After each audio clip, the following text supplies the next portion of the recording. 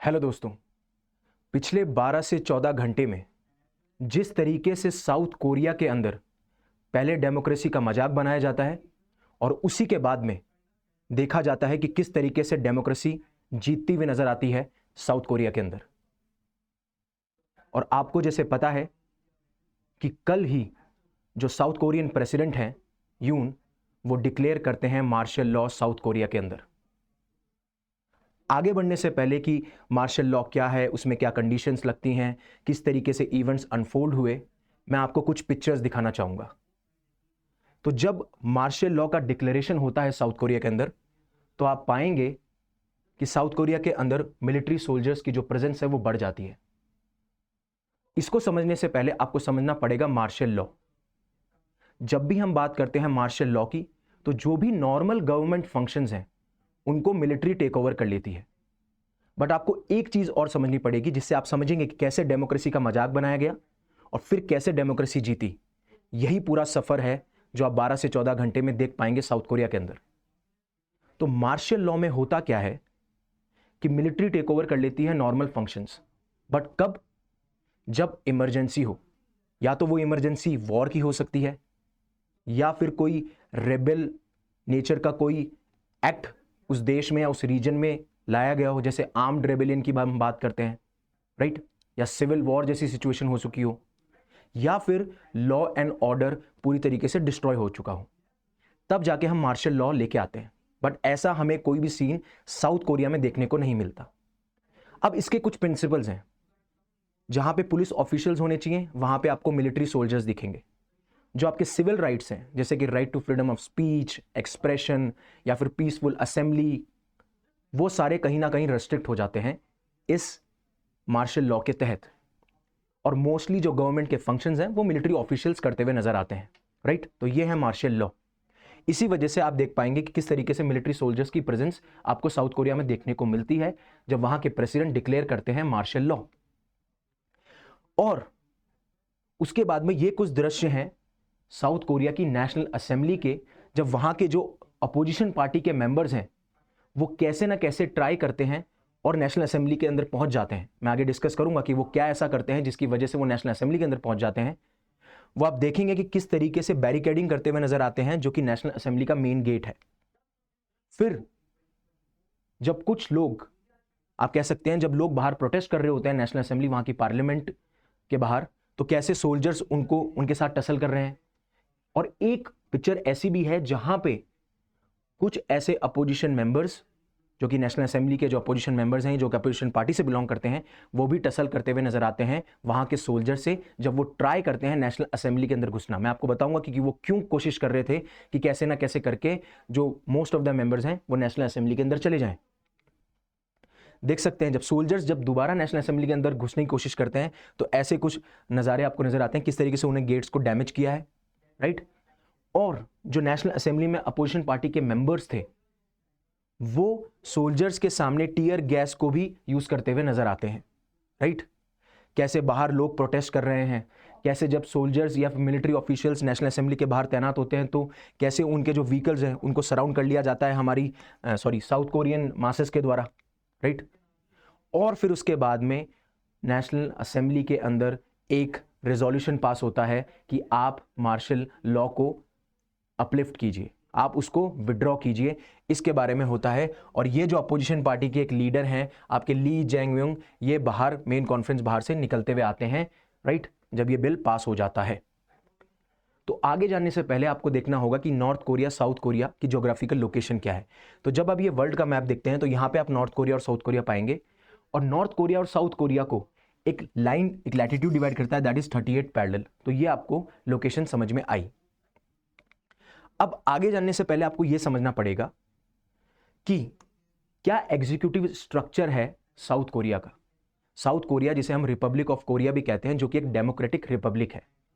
Democratic Republic का मतलब जो यहाँ पे हेड है वो इलेक्ट किए जाते हैं, वो मोनार्की नहीं है। यहाँ पे हेरिडिटरी से आप हेड इलेक्ट नहीं कर रहे हैं, राइट। और डेमोक्रेसी इसलिए कि एक सिस्टम है चेक्स और बैलेंसेस का, जिसमें एग्जीक्यूटिव, लेजिस्लेचर, जुडिशरी आपस में चेक्स और बैलेंसेस को मेंटेन करके रखता है, राइट। और आप साउथ कोरिया में पाएंगे कि मेजर जो पार्टीज हैं, एक आपकी है people's party, people's power party, जिसके, ठीक है, जिसके जो लीडर हैं, राइट, जो आपके प्रेसिडेंट है, जो प्रेसिडेंट है वो इसी पार्टी से आते हैं। बाकी जो अपोजिशन पार्टी है उसमें डेमोक्रेटिक रिपब्लिक आप पाएंगे, आप रिबिल्डिंग कोरिया पाएंगे, आप न्यू रिफॉर्म पाएंगे, ये सारी जो है ये अपोजिशन पार्टीज हैं जो कि वहां पे हैं। तो देखेंगे नेशनल असेंबली में अपोजिशन पार्टी की ज्यादा मेजोरिटी है, एज पर जो प्रेसिडेंट है उनकी पार्टी का अगर नंबर देखेंगे तो दैट इज 108, वो कम नजर आता है। तो ऐसा क्यों? क्योंकि नेशनल असेंबली में अराउंड 300 मेंबर्स हैं जो कि 4 साल के लिए सेलेक्ट किए जाते हैं, उसका एक डिफरेंट प्रोसीजर है, वो भी लोगों के द्वारा ही होता है। बट यहां पे जो प्रेसिडेंट है उनका भी इलेक्शन लोगों के द्वारा होता है, जो कि 5 साल के टर्म के लिए आते हैं, पहली चीज। दूसरी चीज, यही प्राइम मिनिस्टर को अपॉइंट करते हैं और कैबिनेट बनाते हैं। और तीसरी, यही कमांडर इन चीफ हैं साउथ कोरिया के, right, commander in chief of arm forces. तो इसलिए इनके पास में पावर थी कि ये मार्शल लॉ को डिक्लेयर कर पाते हैं। और आगे जानेंगे कि क्यों इन्होंने अपलिफ्ट किया, वो भी बहुत इंपॉर्टेंट है आपके लिए। तो होता क्या है? होता यह है कि जैसे ही south Korean president martial law को इंप्लीमेंट करते हैं, उसके कुछ ही घंटों में वो उसको अपलिफ्ट या उसको विड्रॉ कर लेते हैं। बट मार्शल लॉ लगाया क्यों गया, सबसे बड़ी बात यह है साउथ कोरिया के अंदर। तो साउथ कोरिया में जो साउथ कोरिया के प्रेसिडेंट हैं, वो ये एक्यूजेशन या फिर ये इल्जाम या ये एलिगेशन लगाते हुए नजर आते हैं कि जो कुछ ऐसे एंटी स्टेट फोर्सेस हैं, जो एंटी स्टेट एलिमेंट्स हैं, जो कहीं ना कहीं नॉर्थ कोरिया के साथ में जुड़े हुए हैं और जो भी लिबरल ऑर्डर है साउथ कोरिया का, उसको डिस्टर्ब करना चाहते हैं। जिस तरीके से हम साउथ कोरिया को एक लिबरल नेशन मानते हैं, जिन प्रिंसिपल्स पे वो फाउंड किया गया है, लिबरल प्रिंसिपल्स का मतलब आपके पास में राइट है, फ्रीडम ऑफ स्पीच है, एक्सप्रेशन है, पीसफुली आप प्रोटेस्ट कर सकते हैं, पीसफुली आप असेंबल कर सकते हैं, उसके लिए खतरा बन चुकी हैं कुछ फोर्सेस, इसलिए मैं मार्शल लॉ लगा रहा हूं। आप समझ रहे हैं? एक तरफ आप कह रहे हैं कि मैं साउथ कोरिया का जो कॉन्स्टिट्यूशनल ऑर्डर है, जो वो लिबरल है, जो लिबरल नेशन है, उसको प्रोटेक्ट करना चाहता हूं, उसको सेफगार्ड करना चाहता हूं। बट एक तरफ आप मार्शल लॉ लगा के उसका ही अपोजिट कर रहे हैं। तो यहां बनाते हैं ये डेमोक्रेसी का मजाक, यहां बनाते हैं जो लिबरल आइडियाज हैं, जो लिबरल लिबरल और जो कॉन्स्टिट्यूशनल ऑर्डर है, उसके लिए ये खुद थ्रेट बन जाते हैं जब ये मार्शल लॉ को इंप्लीमेंट करते हैं। और जब प्रेस कॉन्फ्रेंस में ये कहते हुए नजर आते हैं कि जो हमारा लिबरल साउथ कोरिया है, राइट, जो हमारा लिबरल साउथ कोरिया है, कहीं ना कहीं नॉर्थ कोरिया से इससे थ्रेट है। जिस तरीके से हमारे अपोजिशन पार्टी के कुछ मेंबर्स नॉर्थ कोरिया से सिंपैथाइज करते हैं, नॉर्थ कोरिया के साथ में प्लानिंग कर रहे हैं, जिस तरीके से साउथ कोरिया में जो कॉन्स्टिट्यूशनल ऑर्डर है उसके लिए थ्रेट साबित हो सकते हैं, ये कहते हुए ये नजर आते हैं, राइट। और ये कहते हैं कि जो हमारी नेशनल असेंबली है, राइट, आपको समझ में आया, नेशनल असेंबली एक जगह बन चुकी है क्रिमिनल्स के लिए। ये ऐसे लॉज, ऐसे कानून पास करते हैं जिसमें कि जो कॉन्स्टिट्यूशनल ऑर्डर है साउथ कोरिया का, जो हमारे लिबरल आइडियाज हैं, उनके खिलाफ थ्रेट है।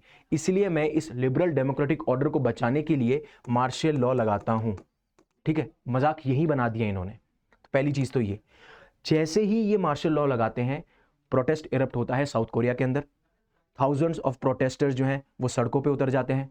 कुछ लोग जो नेशनल असेंबली, वहाँ की पार्लियामेंट है, उसका घेराव कर लेते हैं। वहाँ पे जो सोल्जर्स तैनात होते हैं उनके व्हीकल्स का घेराव कर लेते हैं। ये सारे हमें सिनेरियोज देखने को मिलते हैं जो मैं आपको बता चुका हूँ, राइट। आपको मैं मार्शल लॉ बता चुका हूँ, आपको मैं वहाँ का पॉलिटिकल स्ट्रक्चर बता चुका हूँ, जिससे कि आप समझ पाएंगे कि क्या चीज़ें हो रही हैं, ठीक है। फिर उसके बाद में योनहाप न्यूज़ एजेंसी ये कहती है कि वहाँ पे मिलिट्री ने ये अनाउंस किया है कि कोई भी पॉलिटिकल पार्टीज की एक्टिविटी नहीं होगी, राइट। ना नेशनल असेंबली जो है कन्वीन करेगी, है ना, नेशनल असेंबली की कोई बैठक होगी। जिस तरीके से मैंने बोला, जब मार्शल लॉ लग जाता है तो मिलिट्री ऑफिशियल्स जो हैं वो गवर्नमेंट एडमिनिस्ट्रेशन को रन करते हैं। ये सारी चीज़ें हमें देखने को मिलती हैं।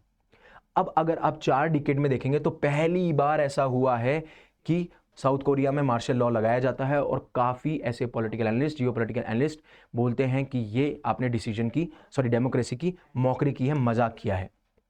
और फिर उसके बाद में जैसे ही जो साउथ कोरियन प्रेसिडेंट है यून, उनका जो टेलीविजन एड्रेस या टेलीविजन में स्टेटमेंट दिखते हैं कि that I am imposing martial law, उसके बाद में उनकी रेजिग्नेशन की डिमांड उठने लग जाती है, राइट। और अभी तो ये प्रोटेस्ट चल रहे हैं कि या तो ये खुद स्टेप डाउन कर जाएं, नहीं तो नेशनल असेंबली में इनकी इम्पीचमेंट प्रोसेस चालू की जाएगी।